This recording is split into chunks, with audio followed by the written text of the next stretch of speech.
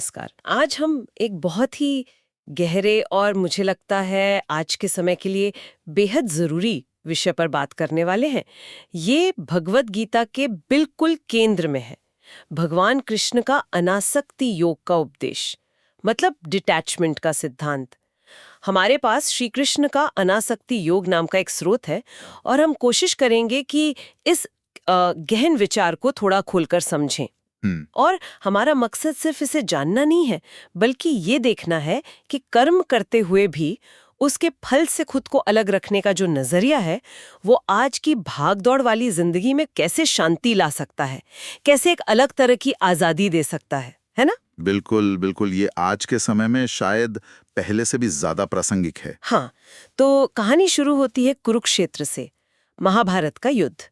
कल्पना कीजिए वो सीन, अर्जुन इतने बड़े योद्धा, लेकिन अपने ही परिवार, गुरु, दोस्तों के खिलाफ खड़े हैं और वो पूरी तरह से टूट चुके हैं, कंफ्यूज्ड हैं।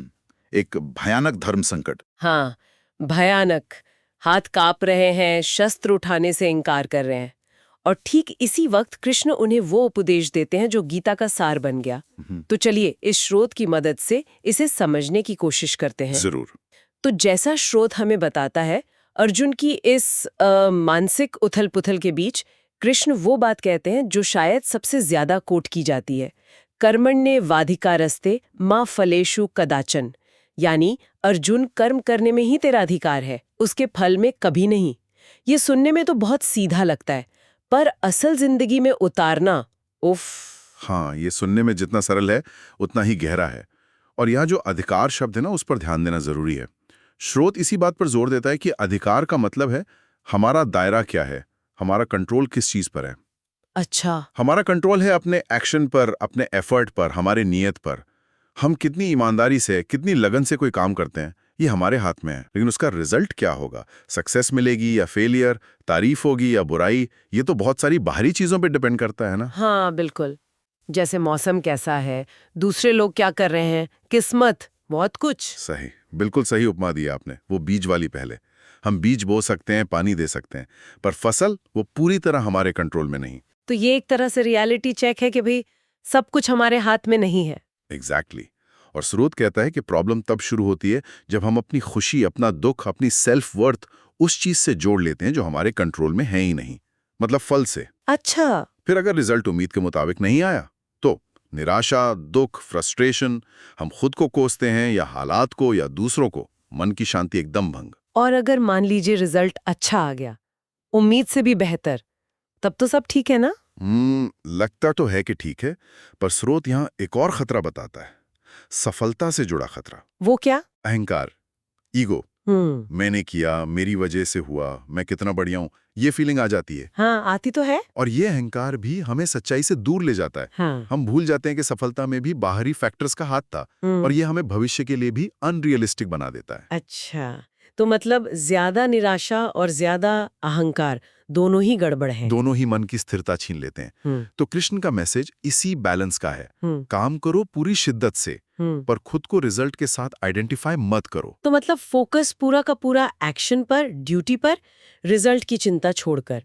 ये हुई कर्म की बात। पर यहाँ वो बड़ा सवाल आता है जो अक्सर लोगों को कंफ्यूज करता है, अनासक्ति, डिटैचमेंट। इसका मतलब क्या ये है कि भाई इमोशनलेस हो जाओ, किसी चीज की परवाह मत करो, रिश्ते नाते, एम्बिशन सब छोड़ दो? स्रोत क्या कहता है इस बारे में? ये बहुत कॉमन गलतफहमी है। हाँ, ये सवाल बहुत जरूरी है और बहुत कॉमन भी। अनासक्ति को अक्सर लोग गलत समझ लेते हैं। उसे एक तरह की उदासीनता या लापरवाही, या कहें कि पत्थर दिल होना मान लेते हैं। श्रीमत इस बात को बहुत क्लियर करता है। कृष्ण का अनासक्ति योग भावनाओं को दबाना नहीं है, जिम्मेदारियों से भागना तो बिल्कुल नहीं है। अच्छा। हाँ, ऐसा नहीं है कि आप प्यार महसूस ना करें या दया ना दिखाएं या किसी गोल के लिए पैशन ना रखें। देखिए ना, कृष्ण अर्जुन को युद्ध से भागने को नहीं कह रहे, वो तो कह रहे हैं कि अपना कर्तव्य निभाओ, एक क्षत्रिय की तरह। तो फिर अगर भावनाएं भी रखनी है, रिश्ते भी निभाने हैं, लक्ष्य भी रखने हैं, तो फिर डिटैचमेंट का मतलब क्या हुआ? अलग क्या है इसमें? अलग है हमारा उस रिजल्ट के साथ जो मेंटल कनेक्शन है, जो चिपकाव है। अनासक्ति का असली मतलब है अपनी जो अंदरूनी शांति है, अपनी खुशी या दुख का जो मीटर है, उसे कर्म के फल पर डिपेंडेंट मत होने दो। ओके, थोड़ा और समझाएंगे? हाँ, मतलब आप अपना काम पूरी लगन से करो, रिश्ते पूरी ईमानदारी से निभाओ, गोल के लिए जी जान लगा दो। लेकिन अगर नतीजा वैसा नहीं आया जैसे आपने सोचा था, तो भी आप अंदर से हिले नहीं। आपकी पहचान इस बात से तय न हो कि आप सफल हुए या असफल।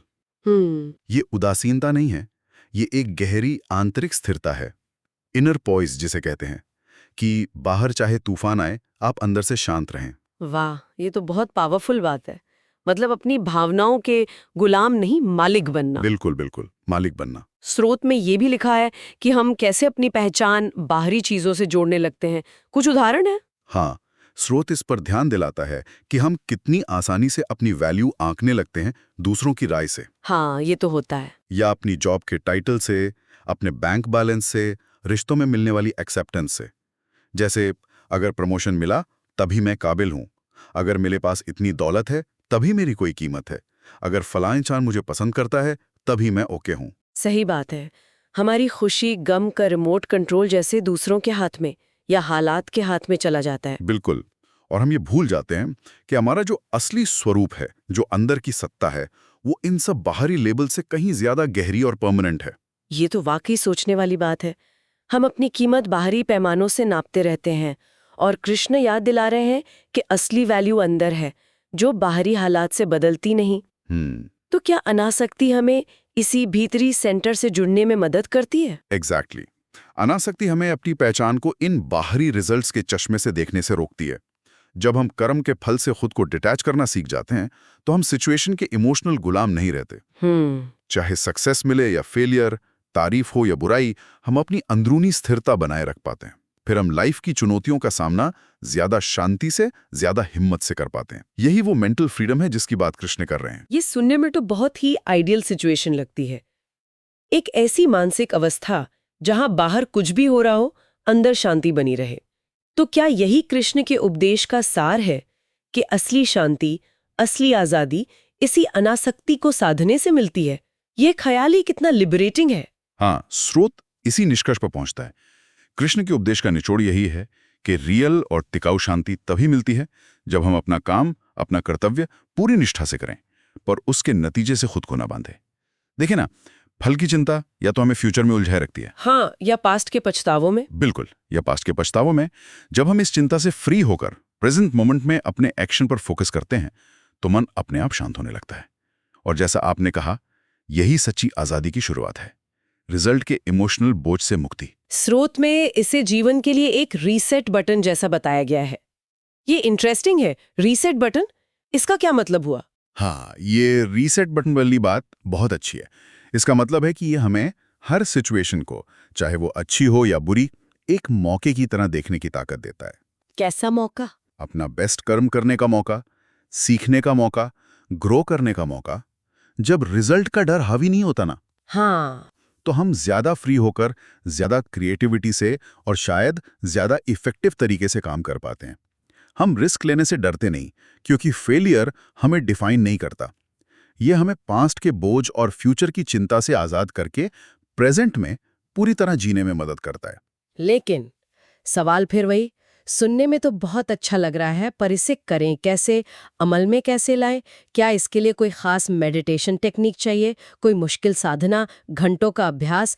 आज की बिजी लाइफ में ये कितना प्रैक्टिकल है? बिल्कुल प्रैक्टिकल सवाल है। और इंटरेस्टिंग बात यह है कि स्रोत के मुताबिक कृष्णा इसे प्रैक्टिस करने का कोई बहुत कॉम्प्लिकेटेड या सीक्रेट तरीका नहीं बताते। जोर बाहरी रस्मों रिवाजों या खास टेक्निक से ज्यादा रोजमर्रा की लाइफ में अपने नजरिए को बदलने पर है। दो शब्द हैं, अभ्यास और वैराग्य। अभ्यास और वैराग्य। हाँ, यहाँ वैराग्य का मतलब वो दुनिया छोड़ने वाला वैराग्य नहीं है। इसका मतलब है रिजल्ट से डिटैचमेंट, अनासक्ति। अच्छा, तो ये अभ्यास कैसा है? क्या करना है अभ्यास में? अभ्यास बहुत सिंपल है, पर लगातार करना होता है। जो भी काम आप कर रहे हैं, ऑफिस का कोई प्रोजेक्ट, घर का काम, कोई रिश्ता निभाना, कोई हॉबी, कुछ भी, उसे पूरी एकाग्रता से, पूरी ईमानदारी से, अपनी पूरी कैपेसिटी लगाकर करें। अपना 100% दें। ठीक है। कर्म करते समय फल के बारे में सोचना बंद कर दें। सारा ध्यान सिर्फ कर्म पर। और जब काम पूरा हो जाए, तो जो भी रिजल्ट आए उसे एक्सेप्ट करने के लिए तैयार रहें, चाहे वो आपकी उम्मीद के मुताबिक हो या ना हो। यानी पूरी कोशिश करो, फिर नतीजे को कह सकते हैं ईश्वर पर या डेस्टिनी पर छोड़ दो और शांति से उसे अपना लो। हाँ, इसे आप समर्पण कह सकते हैं, सरेंडर। लेकिन ये पैसिव होकर हार मान लेना नहीं है, ये एक्टिव एक्सेप्टेंस है। ये समझना कि मैंने अपना बेस्ट किया, जो मेरे कंट्रोल में था वो किया, अब जो भी रिजल्ट है वो बहुत सारे फैक्टर्स का नतीजा है और मैं इसे स्वीकार करता हूं या करती हूं। यही एक्सेप्टेंस मन को शांत रखती है। शुरू में मुश्किल लगेगा, जरूर लगेगा, क्योंकि आदत तो रिजल्ट से चिपकने की है, लेकिन धीरे धीरे हर छोटे बड़े काम में इस एटीट्यूड को प्रैक्टिस करने से ये नेचर का हिस्सा बनने लगता है। यही अनासक्ति का प्रैक्टिकल रूप है। तो मतलब ये कोई एक दिन का काम नहीं है, एक स्विच ऑन ऑफ जैसा नहीं है, ये एक लगातार चलने वाली प्रैक्टिस है, अपने मन को ट्रेन करने का तरीका है। बिल्कुल, ये एक जर्नी है, डेस्टिनेशन नहीं। हर दिन हर सिचुएशन हमें ये प्रैक्टिस करने का मौका देती है। कैसे? जब हम सफल होते हैं तब अहंकार से बचने की प्रैक्टिस, जब असफल होते हैं तब निराशा से ऊपर उठने और फिर से कोशिश करने की प्रैक्टिस, जब कोई हमारी बुराई करता है तब अपनी वैल्यू दूसरों की राय से न जोड़ने की प्रैक्टिस। इसमें लगातार अवेयरनेस और एफर्ट लगता है। तो हमने आज श्री कृष्ण के अनासक्ति योग पर काफी गहराई से बात की। बिल्कुल। कुरुक्षेत्र में अर्जुन की जो मुश्किल थी वहां से शुरू किया, हाँ। कर्म और फल के रिश्ते को समझा, अनासक्ति का सही मतलब जानने की कोशिश की और ये देखा कि ये कैसे हमें अंदरूनी शांति और एक तरह की फ्रीडम की तरफ ले जा सकती है। बिल्कुल। और आखिर में इसे अपनी लाइफ में लाने के प्रैक्टिकल तरीकों पर भी बात की। अगर इस पूरी चर्चा का सार निकालना हो, एक निचोड़, तो वो क्या होगा? मुझे लगता है निचोड़ यही है कि कृष्ण का अनासक्ति योग हमें जिंदगी देखने का एक बिल्कुल अलग नजरिया देता है। जिंदगी कर्म करने के लिए है, अपना बेस्ट देने के लिए है। फल तो मिलेगा, जैसा भी मिलना होगा, लेकिन उस फल से अपनी खुशी, अपनी शांति, अपनी सेल्फ वर्थ को मत बांधो, उसे बाहरी चीजों पर डिपेंडेंट मत बनाओ। फोकस रखो कर्म पर, पूरी ईमानदारी और लगन से, जैसा श्रोत के आखिर में भी कहा गया है, और जो शायद पूरी बात का निचोड़ है। कर्म करो पूरे ईमान से, फल को अपने मन से दूर रखो, वही है असली डिटैचमेंट। बिल्कुल सही कहा, ये वाकई गहरा और जीवन बदलने वाला विचार है। और इस चर्चा के अंत में ये एक सवाल मन में छोड़ जाता है सोचने के लिए।